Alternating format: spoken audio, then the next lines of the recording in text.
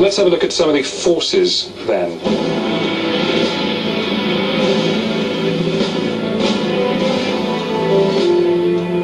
And it's the lieutenants who are going to be down at the front doing that. Each of you will be in charge of one part of your forces. It's those parts of the army that you will be using to do the fighting. So go down and familiarise yourself with the forces and tell your generals how they're laid out. And in the meantime, generals, you can be using Adam to have a look at your forces on the big screen. So the team's lieutenants will have to discover as much as they can about Hannibal's troops, an army drawn from across the ancient world, battle-hardened and experienced, which has already thrashed the Romans twice before. Hannibal is the bugbear, the bogeyman. He's this strange magician who's been able to conjure up ambushes from anywhere and just smash armies that in the past have walked over virtually every opponent. But Hannibal's doing all these things that the Romans have never dreamt of doing. They just didn't think an army would be capable of. During their recce, there are three key things the lieutenants must discover. First, they control three kinds of cavalry, each of which can be used in different ways. Second, their Libyan infantry, armed with terrifying pikes, are most effective in a flanking maneuver. And third, their Gallic infantry, fierce and aggressive, should be thrown directly at the Roman front line. To ensure success, the team must coordinate these multinational forces against the largest Roman army ever assembled. There's a lot of different troop types for them to try and realise what they're going to do and how they're going to coordinate all of this. So they've got quite a lot to do here, and it'll be interesting to see how much of this they pick up. So this really is a very, very professional, very organised, very well coordinated army, despite the fact that visually it looks as if people are from all over the world, certainly from the Western Mediterranean, loads of different ethnic contingents. But this is a very tight, well-controlled unit by the time it gets to Cannae. Steve, do we know what the breakdown is that we've got at the moment, generally? We've got some Iberian skirmishers. You're getting as much information as you can, lieutenants? We're trying to, yes. Steve's information gathering seems patchy. He's spotted his lightest troops, but may have missed his critical heavy units. Right, Claire, you happy? Yeah. Steve? Let's come back up, see what you've got. Now Steve and Claire have to brief their superior officers. Was that useful? Yes, it was, yeah. Okay, what did you find? Well, we've got our general. That's the cavalry unit right at the very back. The rear? Yep. Yep. Where you'd expect the general to be. Yep, that's fine. Skirmishers, what's the... Are you getting all these laid out as you're describing this? You should use the map. Oh, right. The long row to the left-hand side, behind the trees, and that's quite, I think, significant because they're outside. The unit immediately next to them, on their right, is Gallic infantry. Now Hannibal had these right at the front of the battle. He knew that the Gauls were from a warrior society that valued being conspicuously brave. You know, you had to be out in front. You had to be more spectacular than anyone else in what you were doing. And you taunted the enemy, and you told your enemy who you were before you killed him. In fact, all the darker colours there would appear to be Gallic infantry. The two units, if you like, immediately in front of the general, with their weaponry, long spears. So that'd be quite useful against cavalry. Steve's identified his heavily armed pikemen, but has he understood that he should use them on the flanks? There's a mix of people there. And all of these have been involved in battle as well for quite a while. These are real veterans. They know each other, they know their officers, they've got used to working together. There's got Spaniards and Gauls and Numidians and Libyans and Balearic slingers and all this sort of thing. Steve's in charge of a vast collection of multi-ethnic infantry troops, which leaves all of Hannibal's cavalry under Claire's control. Claire, what did you find?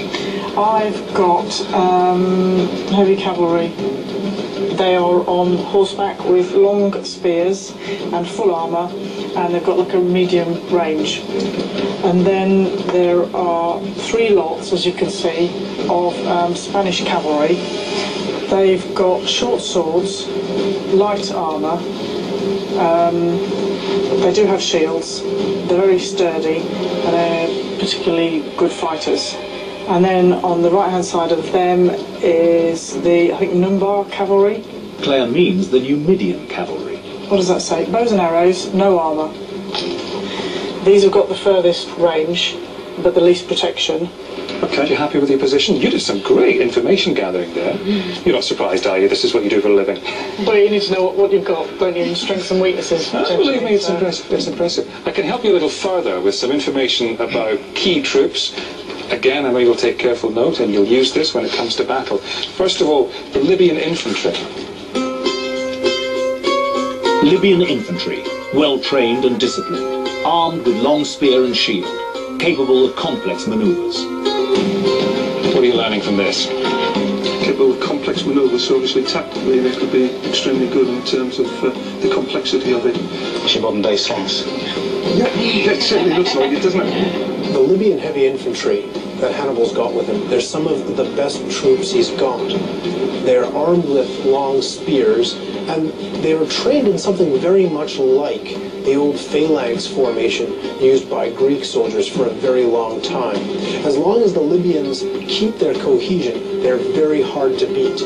That information should prove useful, as should this about the Numidian cavalry. Numidian cavalry, agile and tireless, armed with long-range javelins and skilled in ambush. No body armor. Tireless, fast, javelins, 30-metre jabs, and skilled in ambush. The Numidian cavalry are expert horsemen, trained from birth. Hannibal has often used them to ambush his enemies. At the Battle of Trebia, they were sent to provoke the Roman army into combat. If you're a heavily armoured Roman, the Numidians come and throw some javelins at you. They may not kill many, but if you try and reach them, their lighter ponies will always outpace yours. And they're quite adept at breaking up into individuals so that you don't have to chase and then reforming. That's how they fight. They're used to this. And a word now about the Spanish heavy cavalry. Spanish heavy cavalry, battle-seasoned and relentless, heavily armed with sword and shield, but weak against infantry front lines. The Spanish heavy cavalrymen are among the longest-serving veterans in Hannibal's army. Hugely experienced, they're used to smashing their way through enemy troops and form the backbone of Hannibal's forces. Let's go against the front line of infantry. All the time you're taking this information, you should be thinking about your battle plan. But before you can form any kind of plan, you'll want to know information about the enemy troops.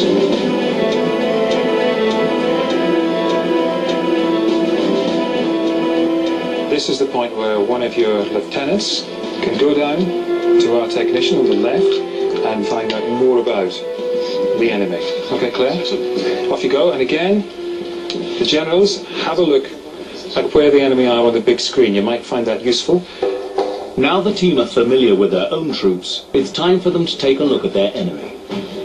Claire's only got one chance to send her scouts to spy on the Romans, so she must use her time well. The team should spot the Romans' overwhelming numbers, but will they notice the weakness of their cavalry? And can Claire identify the Romans' secret weapon, their heavily armed tactical reserve? To some extent, the sheer size of this army gives Hannibal some clues about how it's going to have to fight. He can look out across this plain. We've been saying it's constricted on both sides. The high ground to Hannibal's right, the river to his left. The Romans have vast numbers of heavy infantry. Normally they spread them out in these lines with little units called maniples, about 120, 160 men, and then next to each maniple will be a gap. Which gives them fighting room, elbow room, maneuver room. So the Romans are sacrificing, again, their flexibility is going. Instead, there's this reliance on just brute force, sheer power. Drive those hard-fighting heavy infantrymen. No subtlety, no manoeuvre, straight at the enemy, smash a way through. First impressions as they come into view? Yeah, very organised, very straight. Just stop. These are old-fashioned legions. Every Roman citizen is obliged to serve, and they serve in a capacity that fits in with the property they've got. So, the wealthiest, they can afford a horse, they can afford armour, they'll be the cavalry. People a bit less well off than that, the sort of the farmers, the men who can afford enough for the protective equipment they need to stand in these main battle lines, they'll be the legionaries, the bulk, the heavy infantry. That's the real heart of the army. And then the poor, or those too young to serve with the main infantry lines, they'll be your skirmishers, your light infantry. So all they need is a helmet, a bit of animal skin to decorate it, a small shield and some javelins. This is basically an army of farmers, and they're fighting for their land. They've seen Hannibal's army marauding through Italy, and farmers like theirs have been dispossessed, the place has been burnt down, the crops have been taken. It's a real humiliation. They feel this shame bitterly. So this is a very highly motivated army, but it isn't